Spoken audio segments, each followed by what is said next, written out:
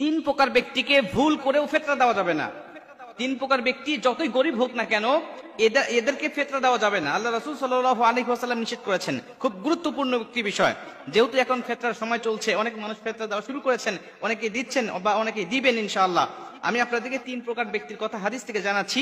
এই তিন প্রকার ব্যক্তিকে আপনারা কখনোই ফেতরা দিবেন না। এক নম্বরে আল্লাহ রাসূল সাল্লাল্লাহু আলাইহি ওয়াসাল্লাম বলেন, তোমার ঔরজাত কোন সন্তানকে এবং তার নিচে যারা আছে এদেরকে তুমি ফেতরা দিতে পারবে না। ঔরজাত সন্তানকে ফেতরা দেওয়া যাবে না, এজন্য যে সে যদি ফেতরা খাওয়ার উপযুক্ত হয়, তার মানে সে গরিব, আর এই গরিব সন্তানকে স্বাবলম্বী করার জন্য তোমার উপরে দায়িত্ব, কারণ তোমার উপরে ফেতরা জায়েজ হয়ে গেছে, ওয়াজিব হয়ে গেছে, তোমার উপরে যাকাত ওয়াজিব হয়ে গেছে, মানে তুমি স্বাবলম্বী, কিন্তু তোমার সন্তান আছে অস্বাবলম্বী, অসচ্ছলতার মধ্যে সে রয়েছে, অতএব তাকে সচ্ছল করার দায়িত্ব তোমার।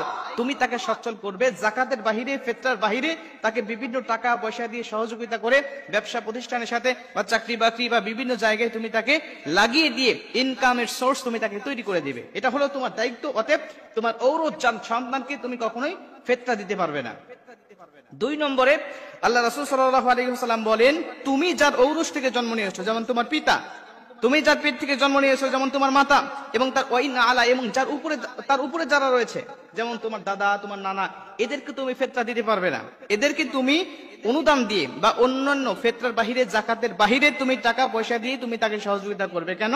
তোমার পিতা, তাকে ভরণ পোষণ দেওয়া তোমার দায়িত্ব। কেন? তোমার পিতা তোমাকে জন্ম দিয়েছে, তোমার মাতা তোমাকে জন্ম দিয়েছে, তুমি এখন স্বাবলম্বী হয়েছে, তোমার উপরে যাকাত ফরজ হয়েছে, কিন্তু তোমার মা গরিব, তোমার বাবা গরিব, তাকে তোমাকে দেখতে হবে এমন ভাবে, যাকাতের বাহিরে, ফেতরার বাহিরে বিভিন্ন অনুদানগুলো দিয়ে তোমাকে তাকে সহযোগিতা করতে হবে। যেরকম সুবহানাল্লাহ। মুসলমান ভাইরা আমার, খুব মনোযোগ দিয়ে কথাগুলো শুনে নেবেন। আল্লাহ রাসূল সাল্লাল্লাহু আলাইহি ওয়াসাল্লাম বলেন, তিন নম্বরে নিজের স্ত্রীকে তুমি ফেতরা দিতে পারবে না, যাকাত দিতে পারবে না।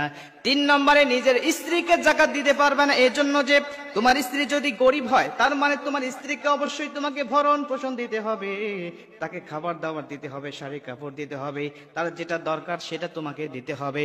তোমার স্ত্রী গরিব হওয়ার কারণে তুমি তাকে অনুদান দেবে, তুমি তাকে টাকা পয়সা দিবে, তাকে তুমি শাড়ি কাপড় দিবে, খাবার দাবার দিবে, যাকাত কিংবা ফেতরা দিতে পারবে না। কিন্তু তুমি যদি গরিব হও, তোমার স্ত্রী যদি ধনী হয়, তাহলে স্ত্রী স্বামীকে অনুদান দিতে পারবে।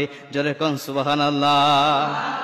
ইসলামের সৌন্দর্যটা দেখেন, ইসলামের সৌন্দর্যটা দেখেন। স্ত্রী যদি ধনী হয়, স্বামী যদি গরিব হয়, তাহলে সেই স্ত্রী স্বামীকে দিতে পারবে। কেন? একটা স্বামী স্ত্রীকে ভরণ পোষণ দিবে, কিন্তু স্ত্রী স্বামীকে ভরণ পোষণ দেওয়ার দায়িত্ব ইসলাম দেয় নাই। অনেক নারীবাদীরা আছে যারা চিল্লায় গলা ফাটায় যে ইসলাম নারীকে অধিকার দেয় নাই, নারীকে ঠকিয়েছে। তাদেরকে বলি, ইসলামের নিয়মগুলো দেখেন, ইসলামের প্রতি আপনার মস্তক অবনত হয়ে যাবে। ইসলাম একটা নারীকে কত মর্যাদা দিয়েছে। মুসলমান ভাইরা আমার, এর জন্য আল্লাহ রাসূল সাল্লাল্লাহু আলাইহি ওয়াসাল্লাম বলেন, আল্লাহ পাক স্বয়ং নিজে কুরআনুল কারীমের মধ্যেও বলে দিয়েছেন, ওয়াফি আমওয়ালিহিম হাক্কুল লিসাইলি ওয়াল মাহরুম। প্রত্যেকটা গরিবের সন্তান, প্রত্যেকটা গরিবের হক রয়েছে ধনীদের সম্পদের মধ্যে।